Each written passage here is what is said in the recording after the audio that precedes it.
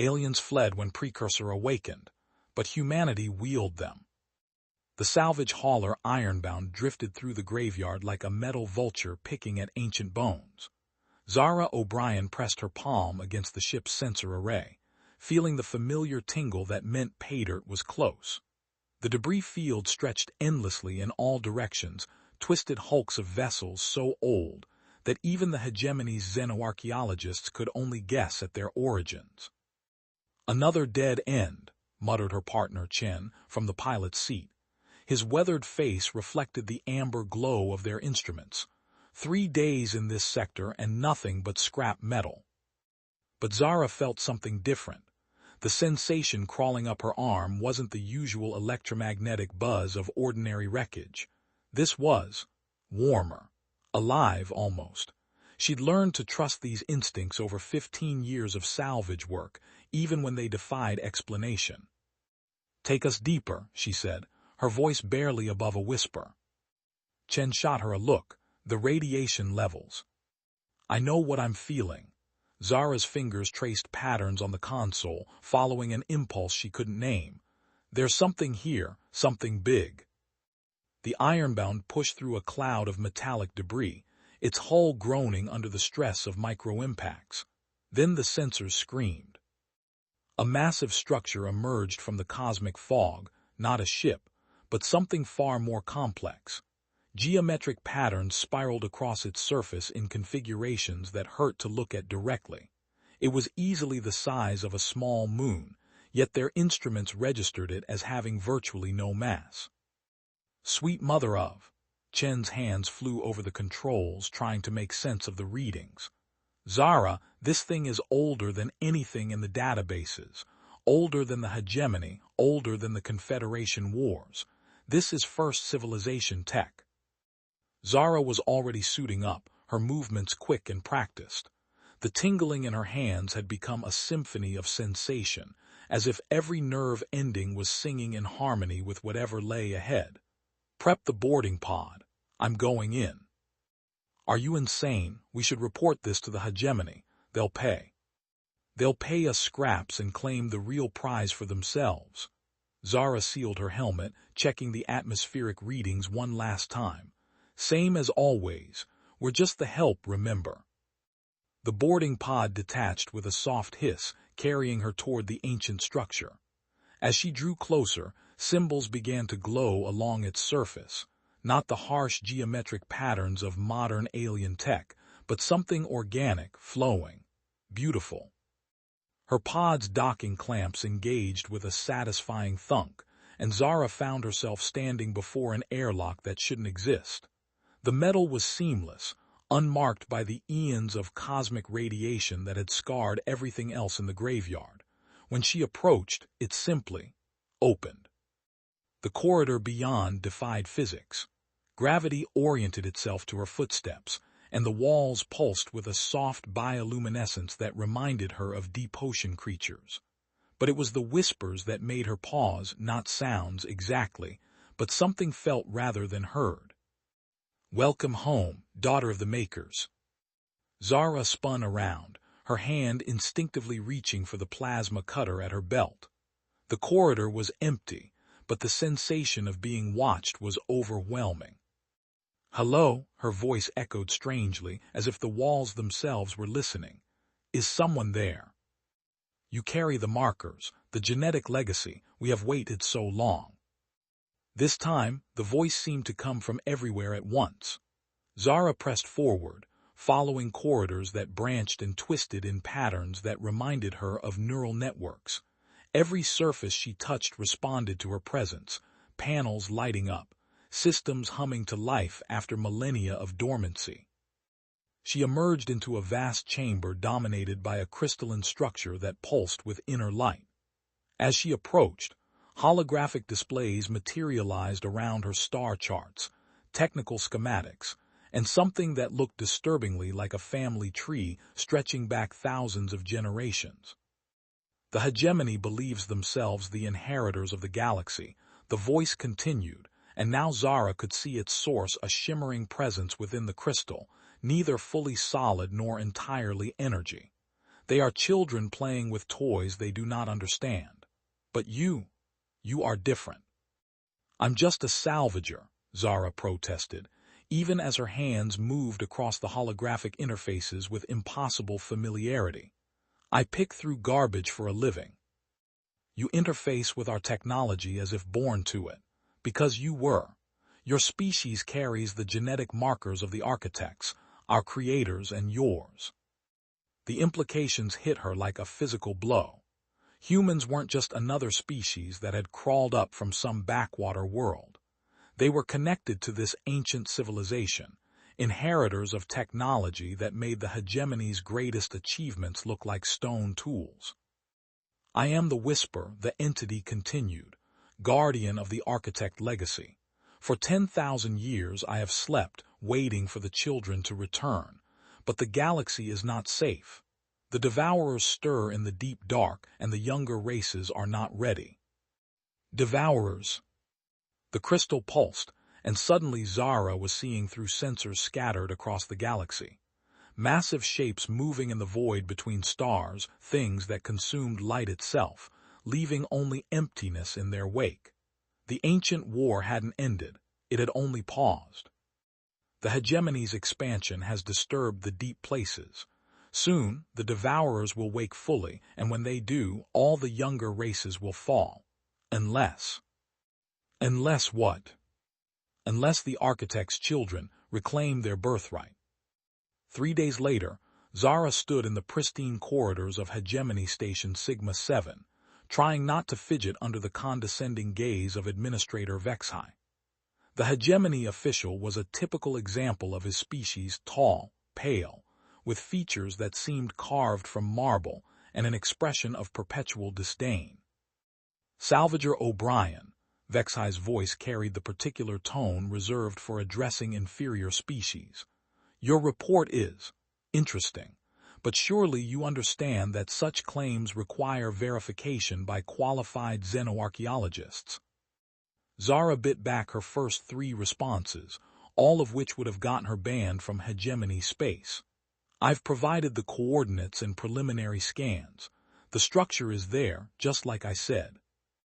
Indeed, and we are grateful for your contribution to galactic knowledge. Vexhai's smile was as warm as vacuum. The standard salvage finder's fee will be transferred to your account, 5,000 credits. 5,000, Zara's voice cracked with disbelief. That structure is worth millions, the technology alone. The technology is far beyond the comprehension of primitive species, Vexhai interrupted smoothly. It requires careful study by those with the proper education and genetic sophistication. Surely you don't expect us to entrust such artifacts to scavengers. The dismissal was clear, but Zara had expected it. The Hegemony had been playing this game for centuries, letting the lesser species do the dangerous work of exploration and salvage, then swooping in to claim the real prizes. What they didn't know was that she'd already downloaded terabytes of data from the ancient structure, and the Whisper had given her access to systems that would make their heads spin. Of course, she said, forcing a smile, wouldn't want to get above my station. But as she left the administrator's office, Zara was already planning. The Whisper had shown her other sites, other caches of architect technology scattered throughout the galaxy. If the Hegemony wanted to play the superiority game, she'd show them what real power looked like. The second site was in the outer rim, hidden within an asteroid field that had been picked clean by salvagers decades ago. Or so everyone thought. Zara's modified sensors, enhanced with architect technology, revealed the truth. The entire asteroid field was artificial, a camouflaged installation the size of a small planet. This time, she wasn't alone. Word had spread through the human salvage community about her find, and a small fleet of ships had followed her to the coordinates. Chen was there, of course, along with Captain Sarah Martinez of the Iron Will, and a dozen other salvage crews who'd grown tired of the Hegemony's scraps. You sure about this, Tinker? Martinez's voice crackled over the comm. If the Hegemony finds out we're operating without permits. Let them come, Zara replied, her hands dancing over controls that responded to her touch like extensions of her own body. It's time they learned who really owns this galaxy. The asteroid field parted before them like a curtain, revealing the installation beneath.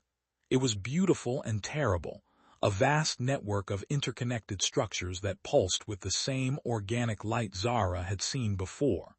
But this wasn't just a repository of knowledge. This was a factory. "Welcome, children of the architects," the whisper's voice echoed across all their comm channels simultaneously. "You have come at the appointed time. The devourers stir, and the galaxy must be prepared." Construction bays that had lain dormant for millennia began to hum with activity. Raw materials flowed through conduits like blood through arteries, and in the depths of the installation, something vast began to take shape. "What the hell is that?" Chen's voice was barely a whisper. Zara watched the displays with growing understanding. The architects hadn't just left behind museums and data repositories. They'd left behind the tools to fight back. "That," she said, "is our inheritance." The Hegemony fleet arrived within hours, a dozen sleek warships bristling with weapons and righteous indignation. Admiral Kethvar himself led the formation, his flagship's hull gleaming with fresh polish and arrogance. "Attention, human vessels." His transmission was ice-cold with authority. "You are in violation of Hegemony Salvage Regulation 47 Alpha. Withdraw immediately or face the consequences." Zara stood on the command deck of the installation, her hands resting on controls that felt more natural than her own heartbeat. Around her, holographic displays showed the approaching fleet in perfect detail. The Whisper's presence was a warm glow in her mind, offering knowledge and power beyond imagination. "Admiral Kethvar," she replied, her voice carrying across space with crystal clarity. "This is Zara O'Brien, speaking for the Human Salvage Consortium. We're operating under ancient salvage rights that predate your hegemony by several thousand years."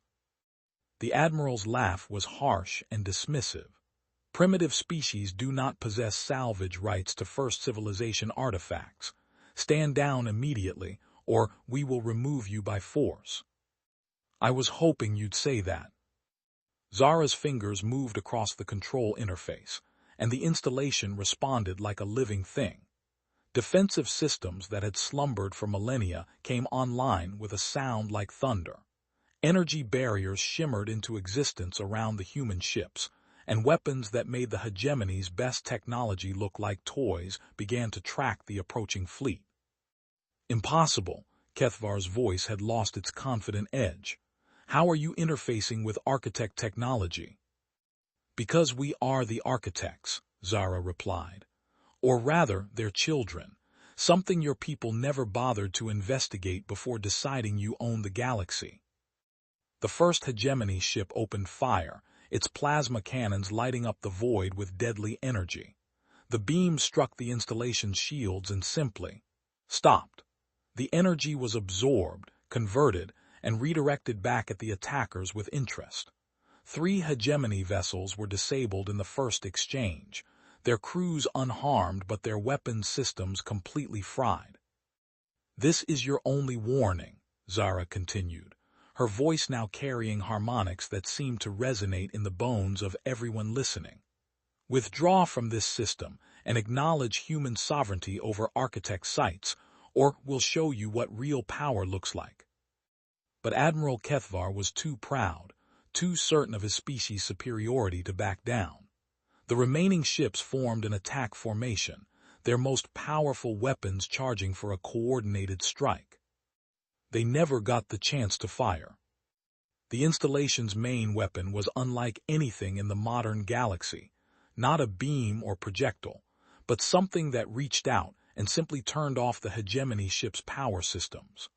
One by one, the proud vessels went dark, drifting helplessly in space as their crews tried desperately to restart systems that no longer recognized their commands.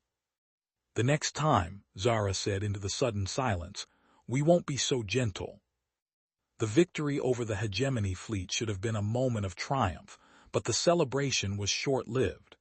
Deep space monitoring stations began reporting anomalies, entire star systems going dark, not destroyed but simply empty. The Devourers were waking up.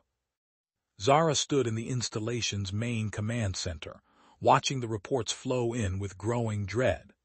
The Whisper's presence was stronger now, its ancient consciousness merging more fully with her own as the crisis deepened. They moved faster than anticipated, the entity observed. The Hegemony's expansion into the deep territories has accelerated their awakening. We have perhaps months before they reach the core worlds. What exactly are they? Zara asked, studying the sensor readings that made no sense according to conventional physics. The antithesis of creation. Where the architects built and nurtured, the Devourers consume and unmake. They are not evil in any sense you would understand. They simply exist to return the universe to primordial emptiness. The holographic displays shifted, showing the galaxy as it had been 10,000 years ago. Vast civilizations spanning thousands of worlds, technologies that could reshape matter at the quantum level, art and culture that reached heights modern species couldn't imagine. And then, nothing. The Devourers had swept through it all like a cosmic plague, leaving only empty space in their wake. The architects fought them to a standstill, but at terrible cost. In the end, they chose to sacrifice themselves to create the Great Barrier's energy fields that would contain the Devourers in the deep dark between galaxies. But barriers can be broken. And the Hegemony broke them. Unknowingly, yes. Their deep space mining operations, their expansion into the void regions, they weakened the containment fields. Now the Devourers return, and the younger races are not ready. Zara felt the weight of responsibility settling on her shoulders like a lead blanket. Humanity had spent generations scraping by on the margins of galactic civilization, dismissed as primitives by species that considered themselves the inheritors of the cosmos. Now it turned out they were the only ones who could save that same cosmos from annihilation. What do we need to do? The Whisper's response came not in words but in a flood of images and sensations. Installations scattered across the galaxy, each one a key to awakening the architect's final legacy. Ships that could navigate between dimensions, weapons that could unmake matter at the subatomic level, and at the center of it, all a network of consciousness that could coordinate the defense of an entire galaxy. You must gather your people, not just the salvagers but all of humanity.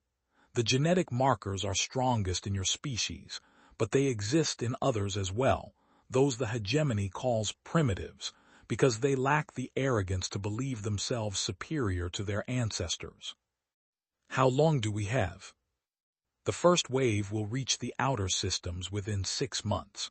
The core worlds have perhaps 2 years before the Devourers arrive in force. It will not be enough time to awaken all the installations, but it may be enough to mount a defense. Zara nodded, her mind already racing through the logistics. She'd need to contact every human settlement, every salvage crew, every colony that had been dismissed and marginalized by the galactic powers. It would be the greatest mobilization in human history, and they'd have to do it while dodging Hegemony patrols and racing against cosmic annihilation.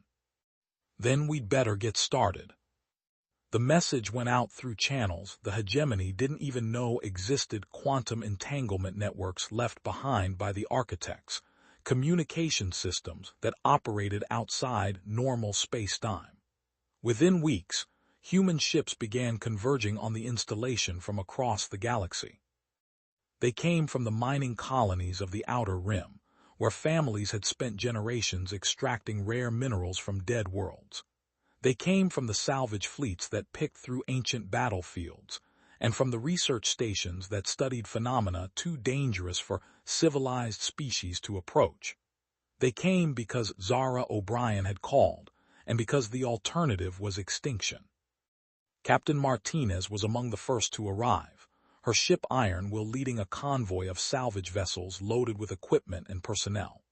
Behind her came Dr. Elena Vasquez, whose research into ancient technologies had been dismissed by the Hegemony Academy as primitive speculation.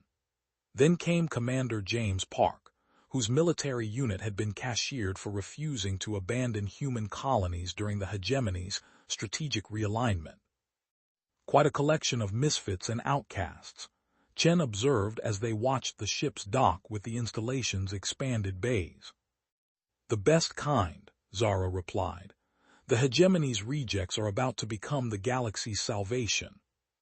The installation itself was transforming, growing and adapting to accommodate its new inhabitants. The Whisper's consciousness flowed through every system, guiding the construction of new facilities and the awakening of dormant technologies. What had been a simple repository was becoming something far more significant, a command center for the defense of galactic civilization. But they weren't the only ones taking notice. Incoming transmission, announced Lieutenant Torres from the communications station. It's Admiral Kethvar. The Hegemony officer's image appeared on the main display, his expression a mixture of fury and barely controlled panic. Behind him, Zara could see the bridge of his flagship, now retrofitted with crude copies of architect technology that his engineers had reverse-engineered from the disabled systems. "O'Brien," he began without preamble, "our deep space monitoring stations have detected massive energy signatures moving toward the core systems. Our xenobiologists believe they may be related to the entities mentioned in the architect databases." "You mean the Devourers?" Zara's voice was carefully neutral. "The ones your expansion woke up." Kethvar's jaw tightened. "The Hegemony Council is prepared to discuss a temporary alliance. Your people's apparent compatibility with architect technology could prove useful in mounting a defense." "How generous of you." Zara leaned back in her command chair, feeling the installation's vast consciousness flowing around her like a warm ocean. "And what exactly are you offering in return for our help saving your civilization?" "Full recognition of human sovereignty over architect sites, trade agreements on equal terms, and representation in the Galactic Council." It was more than humanity had ever been offered, more than they dared to dream of just months ago. But Zara had seen what the Devourers could do, had felt the Whisper's memories of the last war. This wasn't about political advantage anymore. "Accepted," she said, "but we do this our way. No Hegemony oversight, no committees, no bureaucratic interference. You want our help, you follow our lead." The Admiral's expression suggested he'd swallowed something unpleasant, but he nodded. "Agreed. What do you need?" "Access to every architect site in Hegemony space, unrestricted passage for human vessels, and complete tactical data on the approaching entities." "Oh, an Admiral." "Yes. Next time you decide to go poking around in cosmic horror territory, maybe ask the locals first." The Devourer scout reached the Kepler system 3 weeks ahead of schedule, emerging from hyperspace like a wound in reality itself. It was smaller than the main force, barely the size of a battleship, but the effect on local space was immediate and terrifying. Stars began to dim, not explode or collapse but simply fade as if their light was being drained away. The system's inhabited worlds went silent one by one, their populations not killed but somehow absent. Empty cities, empty ships, empty space where life had been moments before. Zara felt it through the network, a cold presence that made her soul ache just to perceive it. The Whisper's consciousness recoiled from direct contact, ancient trauma echoing across 10,000 years. "It begins," the entity whispered. "The first of many. We must respond quickly before it can signal the main force." The human fleet that jumped into the Kepler system was unlike anything the galaxy had seen in millennia. Ships that had been cobbled together from salvage and desperation now gleamed with architect modifications, their hulls inscribed with patterns that seemed to shift and flow in the light of dying stars. At their head flew Zara's new flagship, not built but grown from the installation's living metal, a vessel that responded to her thoughts as readily as her own body. The Devourer turned toward them as they approached, and Zara got her first clear look at humanity's ancient enemy. It defied description, not solid matter but something that existed in the spaces between atoms, a presence that made reality itself seem thin and fragile. Weapons that could crack planets had no effect on it, but the architect technology sang with recognition and purpose. "All ships engage at will," Zara commanded, her voice carrying across the fleet through quantum entanglement networks. "Remember, we're not just fighting for ourselves. We're fighting for everyone who ever looked up at the stars and dreamed." The battle was unlike anything in recorded history. Energy weapons that operated on principles the Hegemony's best scientists couldn't understand lanced out to strike the Devourer, each hit causing it to flicker and waver like a mirage. But it fought back with weapons of its own reality distortions that turned matter into energy, gravity wells that crushed ships into singularities, and something worse than death that simply erased targets from existence. 3 human ships were lost in the first exchange, their crews vanishing so completely that even their names seemed to fade from memory. But the survivors pressed on, their architect-enhanced vessels weaving through impossible attack patterns while their weapons carved chunks of unreality from their enemy. It was Dr. Vasquez who found the key. Her research ship Prometheus had been studying the Devourer's energy patterns, looking for weaknesses in its seemingly invulnerable form. When she found it, her voice crackled with excitement across the comm channels. "It's not invulnerable," she announced. "It exists partially outside our dimensional framework, but there's an anchor point, a quantum signature that keeps it stable in our reality. If we can disrupt that—" "Send me the coordinates," Zara replied, her ship already moving into position. The flagship's main weapon was unlike anything in the modern arsenal, not a beam or projectile but a focused distortion of spacetime itself, a tool for unmaking that the architects had hoped never to use again. The weapon fired and reality screamed. The Devourer's form convulsed, its impossible geometry collapsing in on itself as the quantum anchor was severed. For a moment, it seemed to look directly at Zara through the viewscreen, and she felt a cold intelligence that was older than stars and utterly alien. Then it was gone, not destroyed but banished back to whatever realm had spawned it. The system's stars began to brighten again, and the empty world showed signs of returning life. But the victory felt hollow. This had been just a scout, and the main force was still coming. "How many more?" Captain Martinez asked over the comm, her voice heavy with exhaustion. Zara consulted the Whisper's memories, feeling the vast scope of the approaching threat. "Thousands, maybe tens of thousands, and they'll be ready for us next time." The months that followed were a blur of desperate activity. Human teams spread across the galaxy, awakening architect installations that had slumbered for millennia, while the Hegemony and other galactic powers struggled to adapt to a new reality.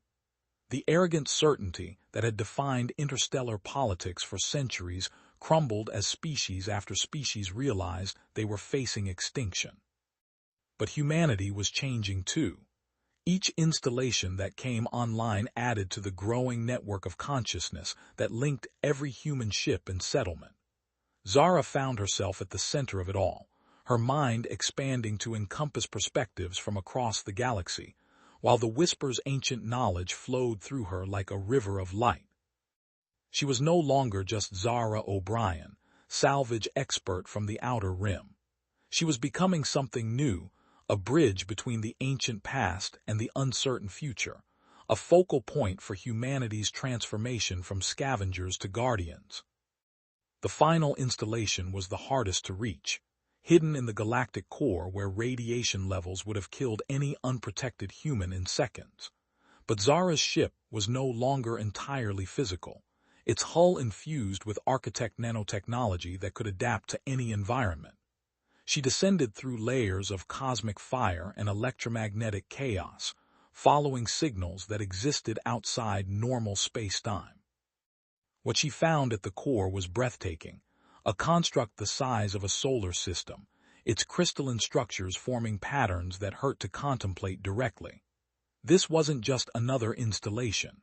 This was the architect's final gift to their children, a weapon capable of sealing the dimensional rifts that allowed the devourers to enter normal space. The heart of making, the Whisper explained as they approached the vast structure. The architect's greatest achievement and their final sacrifice. To activate it requires a consciousness capable of spanning galactic distances while maintaining individual identity. They died before they could complete the process. But we can finish it. Yes, but the cost will be high. The operator must merge permanently with the network, becoming something beyond individual existence. They will save the galaxy, but they will no longer be entirely human.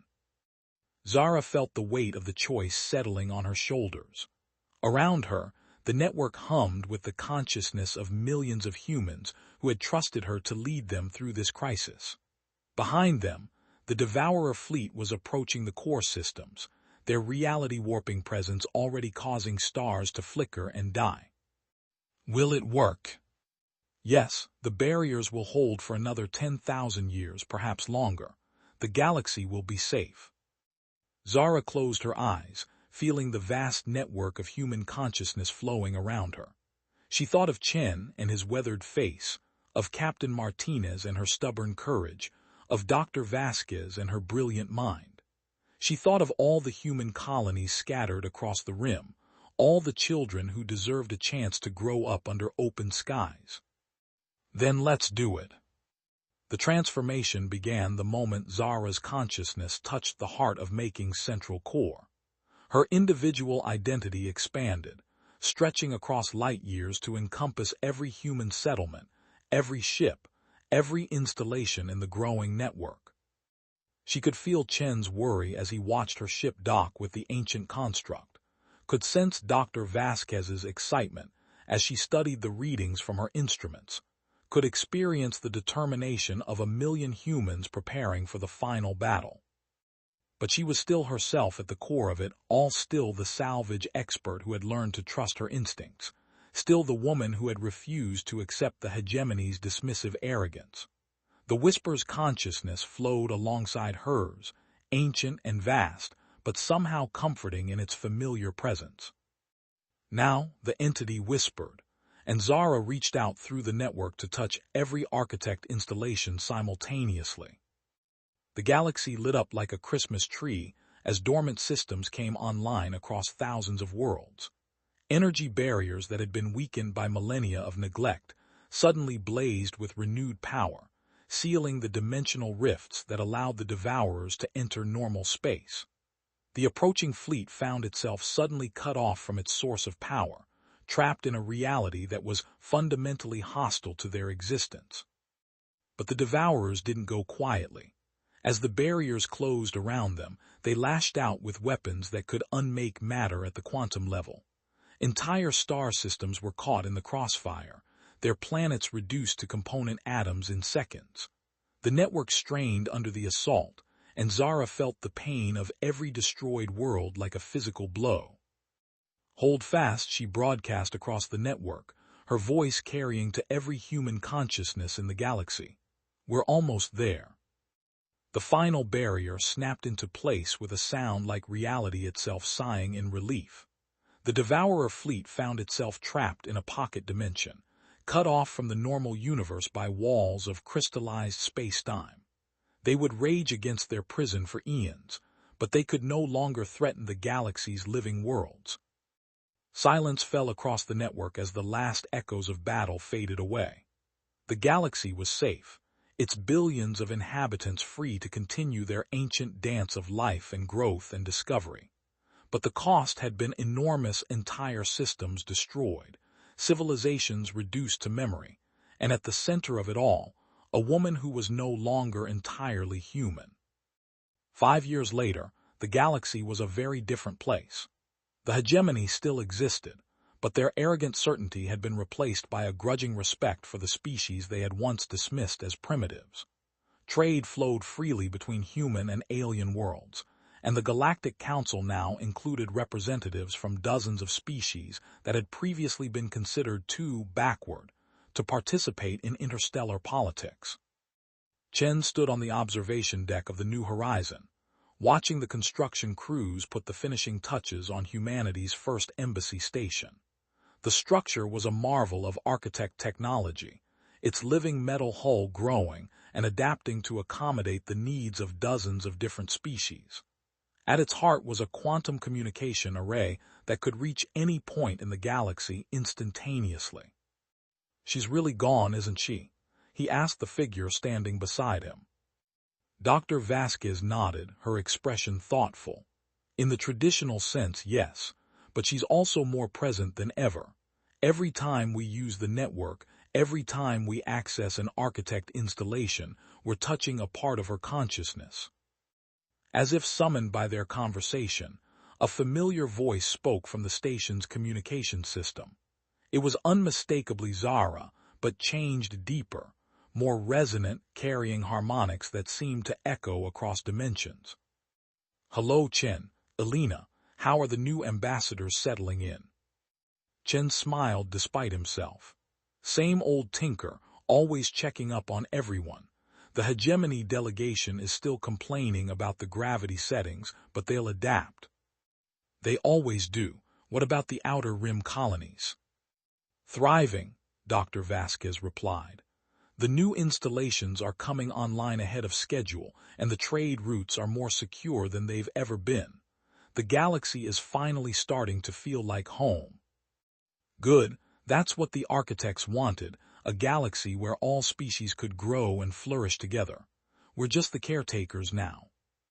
Chen looked out at the stars, thinking about the long journey that had brought them here. From scavengers picking through ancient debris to guardians of galactic civilization, it was a transformation that still felt surreal. "Any regrets?" he asked quietly. There was a pause, and when Zara's voice returned, it carried a warmth that transcended the mechanical medium. "How can I regret becoming something that can protect everyone I care about? I'm still me, Chen, just bigger." The communication channel closed, but her presence lingered in the station's systems, a watchful guardian ensuring that the mistakes of the past would never be repeated.